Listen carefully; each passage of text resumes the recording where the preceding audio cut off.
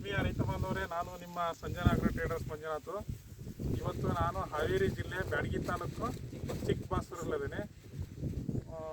ಇದು ಇವ್ರದ್ದು ಹೊಲ, ಇವ್ರ ಹೆಸರು ಏನೋ ಧರ್ಮಪ್ಪ. ಇಲ್ಲಿ ಲೋಕಲ್ ಶಿಕ್ಷೆ ಅಂದರೆ ಪ್ರೈಮರಿ ಟೀಚರ್ ಅಂದರೆ ಕಿರಿಯ ಪ್ರಾಥಮಿಕ ಶಾಲೆ ಶಿಕ್ಷಕರಾಗಿ ಕೆಲಸ ಮಾಡ್ತಾ ಇದ್ದಾರೆ ಇಲ್ಲಿ.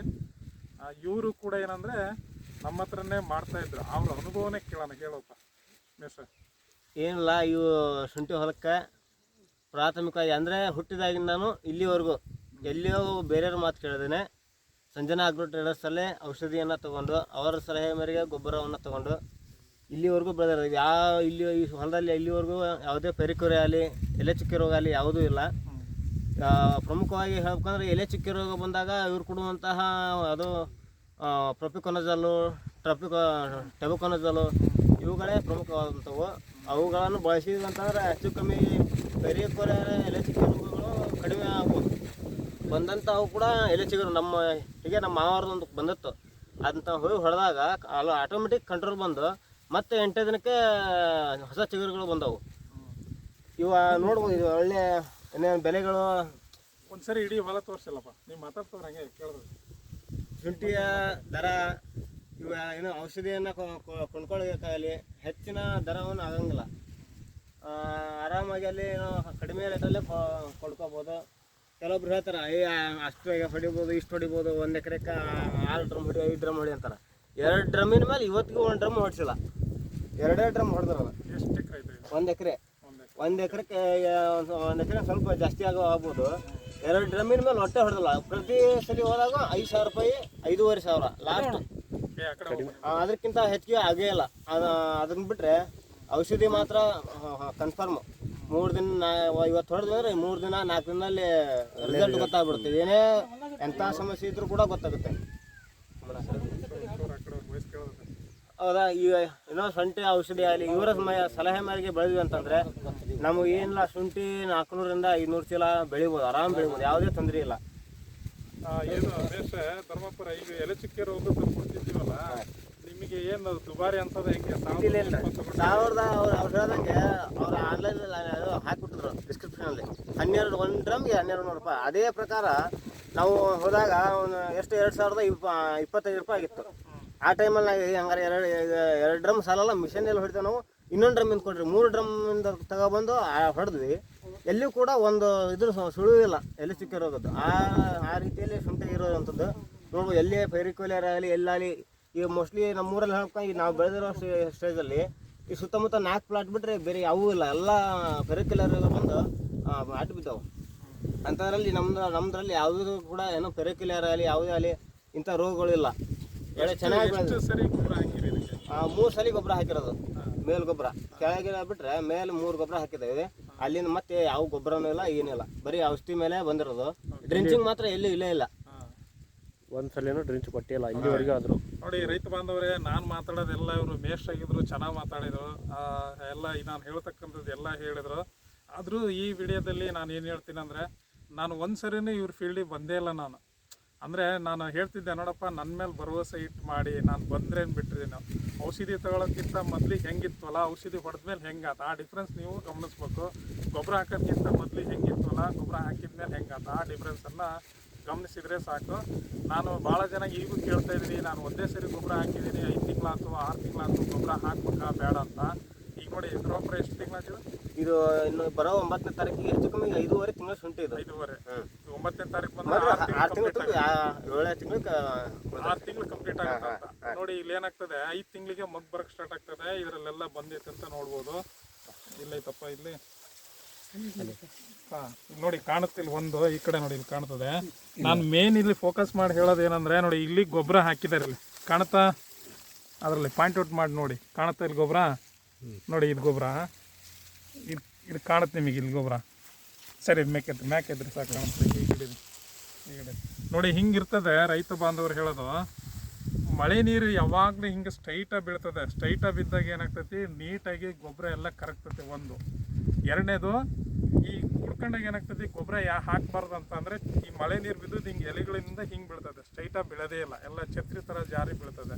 ಅವಾಗ ಗೊಬ್ಬರ ಕರಗೋದೇ ಇಲ್ಲ. ಒಂದು 5 ತಿಂಗಳು ಒಳಗಡೆನೆ ನೀವು ಗೊಬ್ಬರ ಕೊಡಬೇಕು. ಯಾಕೆ ಕೊಡ್ಬೇಕು? ಗೊಬ್ಬರ ಕೊಡೋ ಉದ್ದೇಶ ಏನಂದರೆ ಟಿಲ್ಲರ್ ಬರಲಿ, ಕಂದುಗಳ ಸಂಖ್ಯೆ ಜಾಸ್ತಿ ಬರಲಿ, ಮರುಗಳ ಸಂಖ್ಯೆ ಜಾಸ್ತಿ ಆಗಲಿ ಅನ್ನೋದು ಕೊಡೋದು. ಆ ವಯಸ್ಸು 5 ತಿಂಗಳ ಒಳಗಡೆ ಮುಗ್ದೋಗ್ಬಿಡ್ತದೆ. 5 ತಿಂಗಳ ಮೇಲೆ ಇದು ಶುಂಠಿ ಬಲಿಯೋಕ್ಕೆ ಸ್ಟಾರ್ಟ್ ಆಗ್ತದೆ. ಬಲಿಯೋದಂದ್ರೆ ಏನು? ಆ ಒಂದು ಶುಂಠಿ ಗೆಡ್ಡೆಯಲ್ಲಿ ನಾರು, ಎಣ್ಣೆ, ಘಾಟ ಇವು ಬರೋಕ್ಕೆ ಸ್ಟಾರ್ಟ್ ಆಗ್ತದೆ. ಇವು ಬಂದ್ರೇ ಅದು ಕಂಪ್ಲೀಟ್ ಆಗೋದು. ಇಲ್ಲ ಅಂದರೆ ಅದು ಬಲಿಯೋದೇ ಇಲ್ಲ. ಬಲಿಲಿಲ್ಲ ಅಂದರೆ ಅದು ಲಾಂಗ್ ಟೈಮ್ ಇಡೋಕ್ಕೆ ಬರೋದೇ ಇಲ್ಲ. ಆಮೇಲೆ ಭಾಳಷ್ಟು ಜನ ಏನಾಗೈತೆ ಅಂತ ಅಂದರೆ ಈಗ 5 ತಿಂಗಳಿಗೆ ಒಂದು ಕೆಲವು ಕಡೆ ಬಂದಿರ್ತದೆ ಚೆನ್ನಾಗಿದ್ದಲ್ಲಿ, ಕೆಲವು ಕಡೆ ಪೆರಿಕ್ಯುಲೇರಿಯಾ ರೋಗ ಬಂದುಬಿಟ್ಟು ಅದು ಏನು ಬಂದಿರಲ್ಲ, ಮತ್ತೆ ಹೊಸದಾಗಿ ಕಂದುಗಳಾಗಲಿ ಮರಿಗಳು ಬರ್ತಾ ಇರ್ತವೆ. ಯಾಕೆ ಹಂಗಾಗುತ್ತೆ ಅಂತಂದರೆ ಆ 4 ತಿಂಗಳು 5 ತಿಂಗಳ ನಡುವೆ ಸ್ವಲ್ಪ ಗ್ಯಾಪ್ ಬಂದುಬಿಡ್ತದಲ್ಲ, ಹೊಡೆದ ತಿಂದಾಗ ಅದು ಏನಾಗ್ತದೆ ಮತ್ತೆ ಹೊಸದಾಗಿ ಬೆಳೆಯೋಕ್ಕೆ ಸ್ಟಾರ್ಟ್ ಆಗ್ತದೆ. ಅದು ಚೆನ್ನಾಗಿ ಆಗ್ಬೋದು, ಆಗದೇ ಇರ್ಬೋದು. ನಾನು ಒಟ್ಟಾರೆ ನಿಮಗೆ ಹೇಳೋದೇನೆಂದರೆ 5 ತಿಂಗಳಾಗ್ತಾ ಮಗ್ ಬರಬೇಕದು. ಮಗ್ ಬಂದ್ರೇ ನಿಮಗೆ ಶುಂಠಿ ಸಂಪೂರ್ಣ ಬಲಿತದೆ. ಬಂದ ಮೇಲೆ ಮಾರ್ಕೆಟಲ್ಲಿ ಅದು ಕಿತ್ತು ಮಾರಾಟ ಮಾಡೋಕ್ಕೆ ನಿಮಗೆ ಒಳ್ಳೆ ಗುಣಮಟ್ಟದ ಏನೋ ಹಣಕಾಸು ಸಿಗ್ತದೆ ನಿಮಗೆ ಹಣ. ಇಲ್ಲಾಂದ್ರೆ ಏನಾಗ್ತದೆ, ಈ ಶುಂಠಿನೇ ಬಲಿಲಿಲ್ಲ ಅಂತ ಅಂದರೆ ಅದನ್ನು ತೊಗೊಳ್ಳೋದೇ ಇಲ್ಲ, ಅರ್ಧ ರೇಟಿಗೆ ಕೇಳಕ್ಕೆ ಬಿಡ್ತಾರೆ. ಆಮೇಲೆ ನಾನು ಬಹುಮುಖ್ಯವಾಗಿ ಹೇಳೋದೇನೆಂದರೆ 5 ತಿಂಗಳಾದರೆ ಗೊಬ್ಬರ ಯಾವುದೇ ಕಾರಣಕ್ಕೂ ಹಾಕಬೇಡಿ. ಈ ಗೊಬ್ಬರದ ರೂಪದಲ್ಲೇ ಬೇಕಾದ್ರೆ ಇದಕ್ಕೆ ಏನು ಬೇಕು ಔಷಧಿಗಳನ್ನು ಸಿಂಪಡಣೆ ಮಾಡಿ. ಗೊಬ್ಬರ ರೈತರಿಗೆ ಇದು ತುಂಬ ಇಂಪಾರ್ಟೆಂಟಾಗಿ ಹೇಳೋದು ಏನಪ್ಪ ಅಂತಂದರೆ, ಗೊಬ್ಬರ ಅಂದರೆ ಯಾವುದು? ನಾವೇನು NPK ಗೊಬ್ಬರ ಹಾಕ್ತೀವಲ್ಲ ಅದು ಗೊಬ್ಬರ, ಜೈವಿಕ ಗೊಬ್ಬರಗಳಾಗಿರ್ಬೋದು, ಆಮೇಲೆ ಜೀವಾಣು ಗೊಬ್ಬರಗಳಾಗಿರ್ಬೋದು, ಅಂಥವು ಎಲ್ಲ ಗೊಬ್ಬರನೇ. ಈ ಟಾಣಿಕ್ಗಳಲ್ಲಿ ಜಿಂಕು ಬೋರಾನ್ ಏರ್ ಹೇಳ್ತಾರೆ ಅದು ಗೊಬ್ಬರನೇ. ನ್ಯಾನೋ DAP ತಗೊಂತೀರಿ ಅದು ಗೊಬ್ಬರನೇ. ಪೊಟ್ಯಾಶ್ ಆರ್ಗ್ಯಾನಿಕ್ ತಗೊಳ್ತೀರಿ ಅಥವಾ 0050 ತಗೊಂತೀರಿ ಅಥವಾ 1919 ತಗೊಂತೀರಿ ಅವು ಗೊಬ್ಬರನೇ. ಎಲೆಗಳು ತಡ್ಕಣೋ ಲೆವೆಲಿಗೆ ಮಾತ್ರ ಬಾಟ್ಲಲ್ಲಿ ಹಾಕಿರ್ತಾರೆ. ಅದನ್ನೇ 2 ರಿಂದ 3 ml ಪ್ರತಿ ಲೀಟರ್ ನೀರಿಗೆ ಮಾಡಿರ್ತಾರೆ. ನಾವು 50 kg ಮೂಟೆ ಅವನ್ನೆಲ್ಲ ತಗೊಂಡು ಹಾಕ್ತೀವಲ್ಲ ಅದಕ್ಕೆ ರೆಕಮೆಂಡೇಶನ್ ಇರಲ್ಲ. ನೀವು ಅದ್ರ ವಯಸ್ಸಿಗೆ ಅನುಗುಣವಾಗಿ ಎಷ್ಟಾದರೂ ಹಾಕ್ಬೋದು. ಬಟ್ ಎಲೆಗಳ ಮೇಲೆ ಸಿಂಪಡಣೆ ಮಾಡ್ಬೇಕಂದ್ರೆ ಅದಕ್ಕೊಂದು ಸೀಮಿತ ಇರ್ತದೆ. ಇಲ್ಲಾಂದರೆ ಈ ಎಲೆ ಏನಾಗ್ತದೆ ಜಾಸ್ತಿ ಬಿಡೋದು ತಡ್ಕೊಳ್ಳೋದಿಲ್ಲ, ಸುಟ್ಟೋಗ್ಬಿಡ್ತದೆ. ಅದಕ್ಕೆ ಅಂಥ ಗೊಬ್ಬರಗಳನ್ನು ಸಿಂಪಡಣೆ ಮಾಡಿ. ಈ ಹಂತದಲ್ಲಿ ನೀವು 6.5 ತಿಂಗಳಾಯಿತು ಅಂತ ಅಂದರೆ ಔಷಧಿ ಹೊಡೆಯೋ ಅವಶ್ಯಕತೆ ಇರಲ್ಲ ನಾನು ಕೇಳಿದರೆ. ಅಂದರೆ ಅದು ಗೆಡ್ಡೆ ಬಲಿಯೋದಾಗಲಿ ಅದು ಇದು ವಯಸ್ಸೇ ಮುಗ್ದೋಗಿರ್ತದೆ. ಅದು ಪಿಂಕ್ ಕಲರಾಗಿ ಬಂದ್ಬಿಡ್ತು ಅಂತಂದರೆ ಹೂವು ಮುಗ್ದೋಗ್ಬಿಡ್ತದೆ. ನಾನು ಹೇಳೋದು ಇಲ್ಲಿ ಒಂದು ಹೂ ಬಂದಿತ್ತು ಅಂತ ಅಂದರೆ ನೋಡಿ, ಇದು ಮಗ್ ಬರ್ತದೆ. ಮಗ್ ಬಂದು ಏನಾಗುತ್ತೆ, ಇದು ದಾಳ, ಇದೆಲ್ಲ ದಾಳ ಬರ್ತದೆ. ಒಂದು ದಾಳದಕ್ಕೆ ದಾಳ ಬರುತ್ತೆ, ಇಲ್ಲಿದೆ ಬಿಡ್ರಿ ನೋಡಿ, ಇದು ಹಿಂಗೆ ದಾಳ ಬರ್ತದೆ. ಹಿಂಗೆ ದಾಳ ಬಂದು ಏನಾಗ್ತದೆ, ಈ ಹೂವೆಲ್ಲ ಉದುರ್ತದೆ. ಉದುರಿದಾಗ ಇದು ಪಿಂಕ್ ರೆಡ್ಡಿಶ್ ಕಲರ್ ಆಗ್ತದೆ. ಆವಾಗ ಏನಾಗ್ತದೆ, ಇದು ವಯಸ್ಸಾದಂಗೆ. ಇದು ಪಿಂಕ್ ರೆಡ್ ಆತಂದ್ರೆ ವಯಸ್ಸಾದಂಗೆ. ನೀವು ಇದ್ರ ಮುಂದೆ ಏನು ಕೊಟ್ಟರು ಉಪಯೋಗ ಇಲ್ಲ. ನೀವು ಯಾವುದೇ ಕಾರಣಕ್ಕೆ ಅಂಥ ಟೈಮಲ್ಲಿ ನಾನು ಇದು ಗೊಬ್ಬರ ಹಾಕ್ತೀನಿ ಅಂದರೆ ಎಲ್ಲ ಶುದ್ಧ ದಡ್ಡ ಥರ ಆಗ್ತದೆ. ಅದು ತೊಗೊಳ್ಳೋ ಕೆಪಾಸಿಟಿನೇ ಇರೋಲ್ಲ ಅಂತ ನಾನು ಹೇಳೋದು ನಿಮಗೆ. ಮತ್ತು ಇದಕ್ಕೆ ನೆಕ್ಸ್ಟ್ ಇದು ಪಿಂಕ್ ಕಲರ್ ಆದಮೇಲೆ ಔಷಧಿ ಹೊಡಿಬೇಕಾ ಬಿಡ್ಬೇಕಂತ ಅಂದರೆ, ಇದು ಎಷ್ಟು ಹಸಿರಾಗಿರ್ತತೋ ಉಸಿರಾಟ ಅಲ್ಲಿವರೆಗೂ ಇರ್ತದೆ, ಅಲ್ಲಿವರೆಗೂ ಕೆಳಗಡೆ ಇರೋ ಶುಂಠಿ ಬತ್ತಲ್ಲ. ಅದಕ್ಕೋಸ್ಕರ ಏನು ಮಾಡ್ಬೇಕಂದ್ರೆ ಒಂದು ಹುಳುದ ಔಷಧಿನ ಒಂದು ರೋಗದ್ದು ನಿಮಗೆ ಬಿಟ್ಟದ್ದು, ಅದು ನಿಮ್ಮ ವಿವೇಚನೆಗೆ. ಇದು ಕೆಂಪಾಗೋದು, ಕೆಂಪಾದ್ಮೇಲೆ ಇದು ವೈಟ್ ಆಗಿ ಬೀಳ್ತತ್ತಲ್ಲ, ಅದು ಅದ್ರ ನಂತರ ಸ್ಟೇಜ್ ಹೇಳೋದು ನಾನು. ಅವನು ನಿಮ್ಮ ಅನುಕೂಲಕ್ಕೆ ತಕ್ಕಂತೆ ಬೇಕಾದ್ರೆ ಹುಳ ಹತ್ತಬಾರ್ದು ಅಥವಾ ಒಂದು ಇಲ್ಲಿ ಇರೋಷ್ಟು ಮಟ್ಟ ಅಂದರೆ ಮಾಡಿ, ತೊಂದರೆ ಇಲ್ಲ. ಇದು ಬೇಗ ಬಿದ್ದೋಗ್ಬಿಡ್ತಂದ್ರೆ ಇದ್ರ ಉಸಿರಾಟ ಆಗಲ್ಲ. ಅವಾಗ ಏನಾಗ್ತದೆ, ಕೆಳಗಡೆ ಗೆಡ್ಡೆ ಸ್ವಲ್ಪ ಬತ್ತೋದಕ್ಕೆ ಸ್ಟಾರ್ಟ್ ಆಗ್ತದೆ. ಏನಾದ್ರೂ ಎಲ್ಲಿವರೆಗೂ ಇಡ್ಬೋದು ಅಂತ ಅಂದರೆ, ನೀವು 8 ತಿಂಗಳು ಕಂಪ್ಲೀಟ್ ಆಯ್ತು, ಎಲ್ಲ ಪ್ರೋಸೆಸ್ ಹೇಳಿದ್ನೆಲ್ಲ ಕಂಪ್ಲೀಟ್ ಆಯ್ತು ಅಂದರೆ ಕಿತ್ತು ಮಾರಾಟ ಮಾಡ್ಬೋದು. 8 ತಿಂಗಳು ಆದಮೇಲೆ 9ಕ್ಕೆ ಬೀಳ್ತತ್ತಲ್ಲ ಅವಾಗ ನಾನು ಹೇಳೋದು.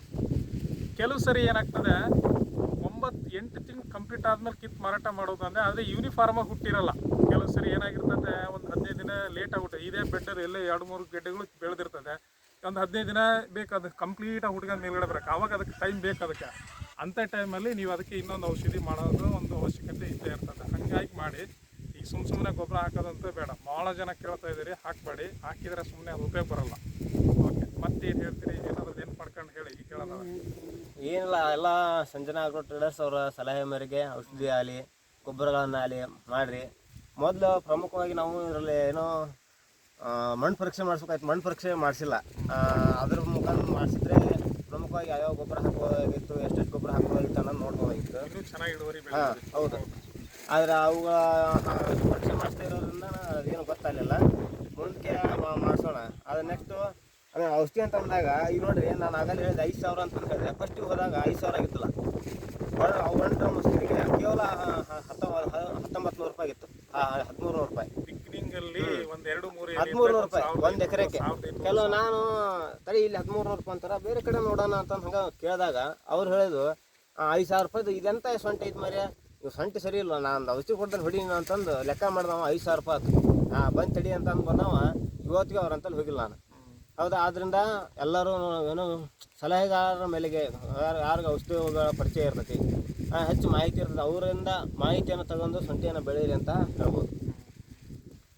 ಓಕೆ, ಒಳ್ಳೇದಾಗಲಿ. ನಾನು ಇನ್ನೊಂದು ಏನು ಹೇಳೋದಂದರೆ, ನೆಕ್ಸ್ಟ್ ಸರಿ ಬೆಳೀತಕ್ಕಂಥವರಿಗೆ ಡಿಸೆಂಬರ್ ಎಂಡು ಅಥವಾ ಜನವರಿ ಎಂಡು ಫೆಬ್ರವರಿ ಫಸ್ಟ್ ವೀಕಲ್ಲೇ ಶುಂಠಿ ಹಾಕಿ.